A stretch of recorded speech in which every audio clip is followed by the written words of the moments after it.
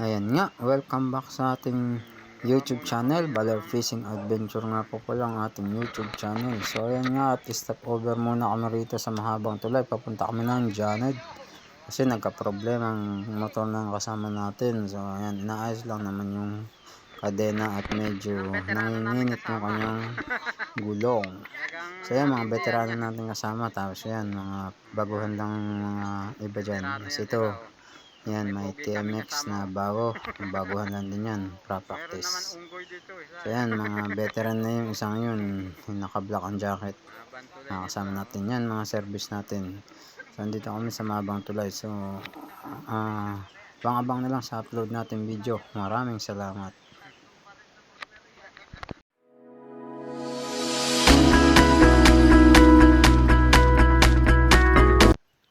So ayun nga, andito na kami sa aming spot na.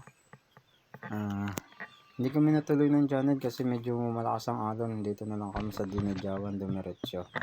So ganun pa rin, malakas pa rin ang alon pero susubok pa rin tayo. So yan, abang-abang na lang tayo sa ating upload ng video. Maraming salamat at lulusong na kami. So yan, start na tayo mag-dive. So ano kayo una natin mahuli? Ito isang pugita Kaso medyo maliit lang pugitang ito. Wala pa itong kalahating kilo siguro. Pero ayos na rin. Yan ang kasarapan na pangkilaw. No? Kasi malambot ang laman yan. Naku, muntik pang sumala. Dinaplisan pa natin. No? Muntik kung makawala.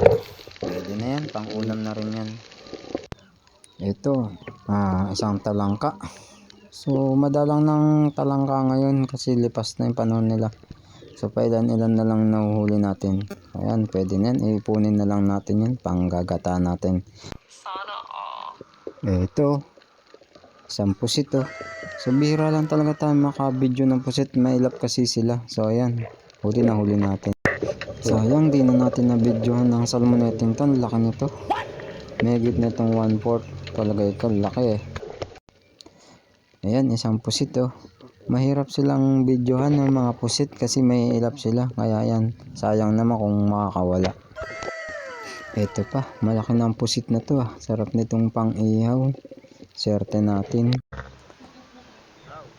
So ito guys, umahon na nga kami At malabo ang tubig saka medyo may galaw. Hindi kami makapamana na maayos.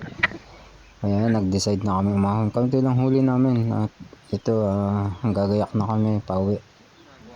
Ito nangyari, inihaw na lang namin yung mga huli namin iba, mga pusit. Oy, ginagawa mo dyan, nagsusulo ka Ayan, at yun, nakagayak na yung mga gamit natin.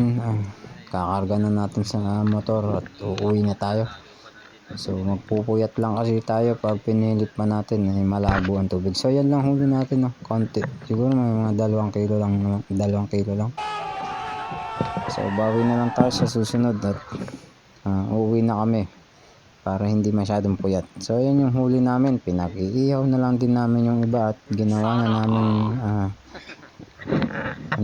kinain na namin, minukbang na pati namin. So ayan ang sarap talaga ng sariwang isda pag inihaw. Talagang malinamnam siya, maalat-alat ang lasa. Para pag-uwi medyo may laman naman ang ating tiyan. So ayun, pati mga pusit namin huli medyo malalaki ng mga pusit na to na iniihaw namin. So ang sarap pala ng pusit pag iniihaw, napakalinamnam niya. Sarap kainin. So maraming salamat.